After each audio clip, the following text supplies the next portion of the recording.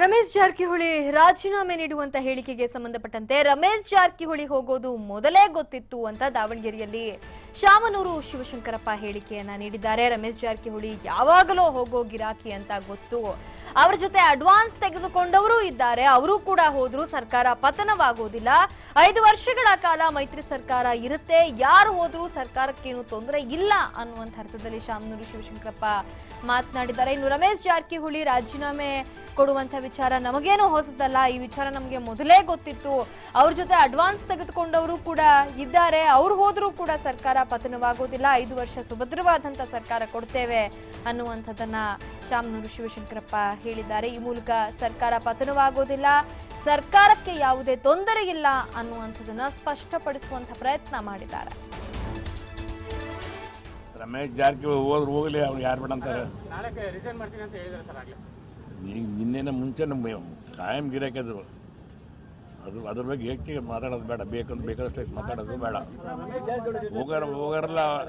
ಹೋಗಾರದಾರೆ, advance ತಗೊಂಡ್ರದಾರೆ, ಅವೆಲ್ಲ ಇರ್ತದೆ. Advance ತಗೊಂಡ್ರದಾರೆ, B J P ಹತ್ರ ದುಡ್ಡು ಐತಿ, ಲೆಕ್ಕ ಬರ್ತದೆ. ಮೊದಲೇ ಇದು ನಾಳೆ ಚುನಾವಣೆ ಇವತ್ತು ಮುಗಿದ್ಬಿಟ್ರೆ ನಾಳೆಯಿಂದ ಅದ ಬರ್ತದೆ. ಹೋಗಲ್ಲ, ಪತನ ಆಗೋದಲ್ಲ, ಎಲ್ಲ 5 ವರ್ಷ ಇರ್ತಾರೆ, ನೀವೇನು ಯೋಚನೆ ಮಾಡಿಬಿಡ್ತಾರೆ. ಮೇ 23 ನಂತರ ಪತನ ಬಿಜೆಪಿ ಹಂಗೆ ಹೇಳ್ಕೊಂತ ಇರ್ತಾರೆ BJP. ಹಂಗೆ ಯಾವಲ್ಲ ಸುಳ್ಗಾರ ಅವರು. ರಮೇಶ್ ಜಾರಕಿಹೊಳಿ ಹೋದ್ರು ಹೋಗಲಿ, ಅವ್ರು ಯಾರು ಬೇಡ ಅಂತಾರೆ.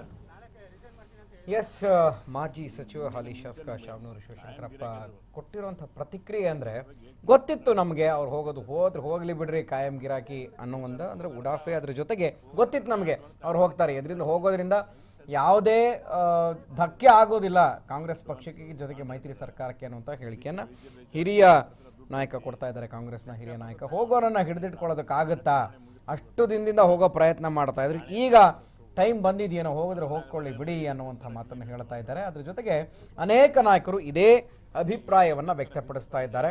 ಸೊ ಯಾಕೆ ಅಂತಂದರೆ ಒಂದು ಕಥೆ ಇದೆ, ತೋಳ ಬಂತು ತೋಳ, ಏನು ನಾನು ನುಡಿದ ಹಾಗೆ ಕಥೆ ಇದ್ದ ಹಾಗೆ, ಇವತ್ತು ಹೋಗ್ತೀನಿ ನಾಳೆ ಹೋಗ್ತೀನಿ ಅಂತ ಹೆದರಿಸೋದು, ಹೋದ್ರೆ ಹೋಗಲಿ ಬಿಡಿ, ಕೊನೆಗೆ ಒಂದಿನ ಸುಮ್ಮನೆ ಆಗಿಬಿಡ್ತಾರೆ. ಸೊ ಹಾಗಿದ್ದಾಗ ಈ ಥರದ್ದು ಹೇಳಿಕೆಗಳನ್ನು ಪದೇ ಪದೇ ಕೊಡ್ತಾ ಇರ್ತಾರೆ. ಹೋದ್ರೆ ಏನೂ ಡ್ಯಾಮೇಜ್ ಆಗೋದಿಲ್ಲ, ಆದರೆ ಅಂಥದ್ದೇನಾದರೂ ಆಗೋಗಿದ್ರೆ ನಾಯಕರಿದ್ದಾರೆ, ನೋಡ್ಕೊಳ್ತಾರೆ. ಕಾಂಗ್ರೆಸ್ ಪಕ್ಷ ಬಿಡೋದು ಗೊತ್ತಿರೋ ವಿಚಾರಣೆ, ಅದೇನು ಹೊಸದಲ್ಲ ಅನ್ನೋ ರೀತಿ ಕಾಂಗ್ರೆಸ್ನ ನಾಯಕರು ಕೂಡ ಮಾತನಾಡ್ತಾ ಇದ್ದಾರೆ. ದಾವಣಗೆರೆಯಲ್ಲಿ ಶಾಮನೂರು ಶಿವಶಂಕರಪ್ಪ ಈ ಹೇಳಿಕೆಯನ್ನು ಕೊಟ್ಟಿದ್ದಾರೆ.